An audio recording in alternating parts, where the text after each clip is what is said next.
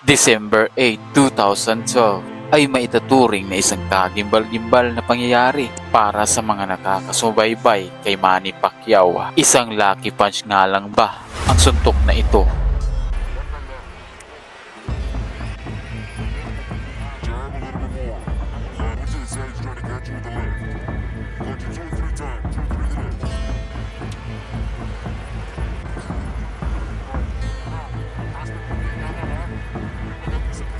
Bago nga mangyari ang knockout ay nagkapalitan nga muna ito ng knockdown. Si Manny Pacquiao ay na-knockdown sa round 3 at ito namang si Juan Manuel Marquez ay sa round 5.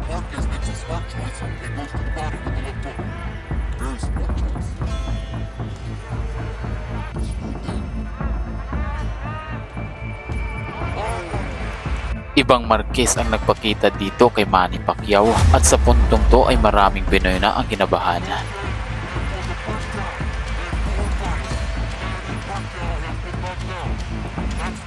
Mabuti na lang at kakaibang klase itong si Manny Pacquiao at ganun nga niya pinakita sa mundo kung gaano siya kabilis makarecover.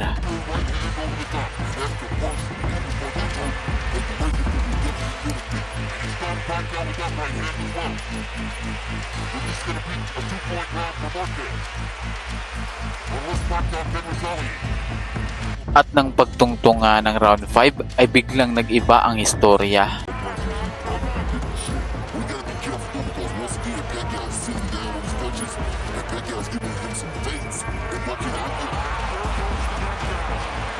Isang napakabilis na left straight ang sumapul sa mga ni Marquez.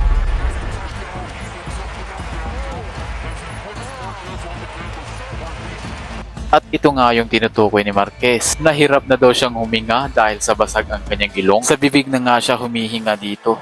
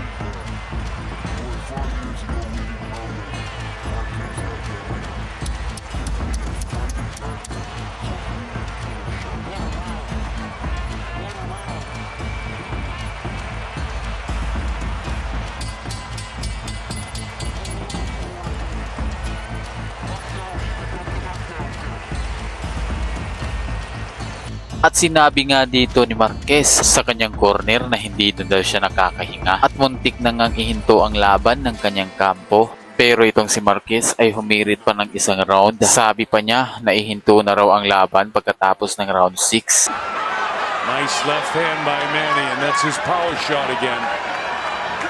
That was the left hand that dropped Marquez in the 5th round, the last round. And all that punishment that Marquez took in the last round definitely took something out of Marquez, because he's not moving like he was in the previous 2 or 3 rounds. No, you just take a look at the heels of the two fighters, and Marquez is down much more. He sort of stumbles back that time. That's an indication that the legs could be a little weak, and they've got to be.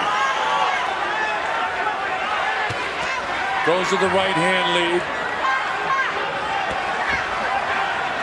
And he skips past him. Man, he's got plenty of legs. It doesn't seem like Marquez has his. But look at the difference in the size of the legs when we have a wider shot. You see that Pacquiao's got huge calves and very narrow the calves of Marquez. That's where power comes from. And they are back into a war again to end the 6th round. And baiting it down. He hit him with a body shot. I don't know if he can get up He from hit him this. straight on the chin. He got him in the chin. He's knocked out. At sa ganung paraan nga ginulat ni Marquez ang buong mundo ng boxing. Nung tinanong nga itong si Manny Pacquiao kung gusto pa ba niya ng rematch, sagot agad nito na gusto pa niya ng ikalimang laban. Ngunit ang kampo ni Marquez ay sinabing pag-iisipan pa muna. At ganun din nga ang tingin ng karamihan na dapat bigyan itong si Manny Pacquiao ng isa pang pagkakataon. At sa kanilang paniniwala na ito daw si Manny Pacquiao ay biktima ng isang lucky punch. Pero lumipas nga ang ilang taon, wala na ngang balak itong si Marquez nang bigyan pa ng rematch si Manny Pacquiao sa kadahilan ng tinuldukan na daw niya ang rivalry. At kung tutuusin nga daw sa kanilang unang mga laban, ay nadaya daw siya, dapat siya daw ang panalo. Kaya binawi niya lang daw kung ano ang ninakaw sa kanya. The last three fights.